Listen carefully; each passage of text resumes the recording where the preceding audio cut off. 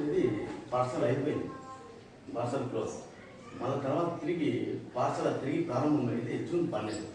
అందుకు holidays, summer holidays, అందరికీ holidays, పిల్లల హాలిడేస్, పెద్దవాళ్ళకి వాళ్ళ పిల్ల వైపు హాలిడేస్, ఉపాధ్యాయులకు హాలిడేస్. కానీ చౌతాండలో మాత్రం జరగడం లేదు. మళ్ళా తిరిగి స్కూల్ జరుగుతుందా అనేటటువంటి ఫీల్ అనేది కలుగుతుంది. మరి ఈ విషయంలో మీ అందరికీ కూడా ఖచ్చితంగా నేను అభినందన తెలియజేస్తాను.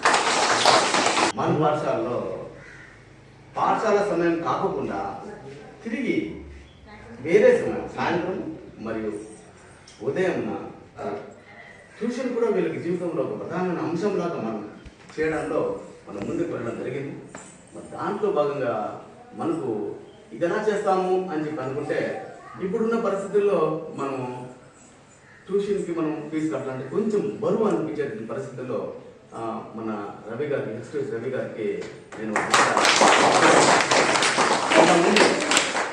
ఇలా చేస్తామని అనుకున్నాము అంటే ఆయన నిమిషంకు టైం తీసుకోలే, ఎక్కువ 1 minute కూడా లేదు. చూస్తాం సార్, ఆలోచిస్తాం సార్, ఎట్లా చేస్తాం సార్, లేదు వెంటనే చేస్తాం సార్ అని ఆయన ఖచ్చితంగా వెంటనే మాట ఇవ్వడం జరిగింది. మరి ఆయన మనసు నేను ఖచ్చితంగా కృతజ్ఞుడి. ఒకసారి ఒక 10 నెలలు అవుతుంది. 10 నెలలుగా మనం ఈ ట్యూషన్ విజయవంతంగా మనం జరుపుకుంటున్నాం. ఆల్మోస్ట్ ఇంకా జరిగేటటువంటి 5 నెలలకు కూడా ఆల్మోస్ట్ చెక్ రెడీ అయిపోయింది. సో దాదాపు మనం ఒక యానివర్సరీకి ముందుకు వెళ్ళిపోయినాం. సో ఒక సంవత్సర కాలం పాటు దాదాపుగా మన పిల్లలకు ట్యూషన్ చెప్పించడంలో ప్రధాన పాత్ర. అంటే నేను పేరెంట్స్ కూడా దీన్ని భాగస్వాములు అయినారు. ఎందుకైనా బాధ్యత అనేది రావాలి. బాధ్యత రాకుండా పోతే విద్యార్థులకు రావడం కష్టం. కాబట్టి వాళ్ళతో మనం దీన్ని భాగస్వాములు చేశాం. వాళ్ళకి సహాయం అని చెప్పిన సహకారం అని అంటారు. మరి హెచ్డిహెచ్ వైపు ఉంటే మనకి సహకారం అందుతుంది. భవిష్యత్తులో కూడా మన పాఠశాల అభివృద్ధిలో హెచ్డిహెచ్ ఎంతో సహకారం అందిస్తుంది అని చెప్పి నేను మనస్ఫూర్తిగా heart to help charitable trust ఆధ్వర్యంలో చౌటితాండ ప్రభుత్వ పాఠశాలలో చదువుతున్న విద్యార్థులకి ఈరోజు మనం కొంత ఆర్థికంగా సహాయం అందించడానికి ఈ యొక్క కార్యక్రమాన్ని ఏర్పాటు చేయడం జరిగింది. ముఖ్యంగా ప్రతి పేదవాడికి చదువు అనేది చాలా ముఖ్యం. ఆ చదువుకి సహకారం అందించడానికి ఈ ట్రస్ట్ ఆధ్వర్యంలో ఈ చౌటితాండ ప్రాథమిక పాఠశాలలో చదువుతున్న విద్యార్థులకి ప్రతిరోజు సాయంత్రం పూట ప్రైవేట్ ట్యూషన్ ఏర్పాటు చేయడం జరిగింది.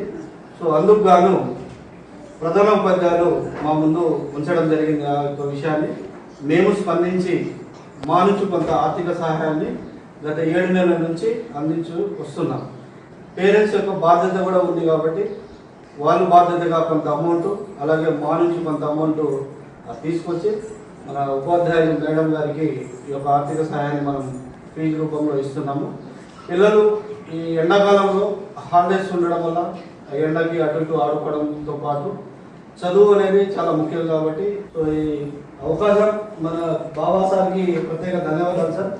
ఇలాంటి టీచర్స్ మా ఊరికి రావడం మా పిల్లలు చేసుకున్న అదృష్టము. వాళ్ళ జీవితాన్ని మీకు అప్పగించడం, మీరు కూడా అంతే బాధ్యతగా మీ కుటుంబ సభ్యులు కంటే ఇక్కడ మీరు టైమ్స్ బాగా స్పెండ్ చేస్తున్నారు పిల్లల దగ్గర. సో మీ కృషికి ఎంత చెప్పినా చాలా తక్కువ సార్. సో వీళ్ళందరి తరఫున పిల్లలు వాళ్ళ తల్లిదండ్రుల తరఫున మీకు కూడా ప్రత్యేక ధన్యవాదాలు తెలియజేస్తున్నాను.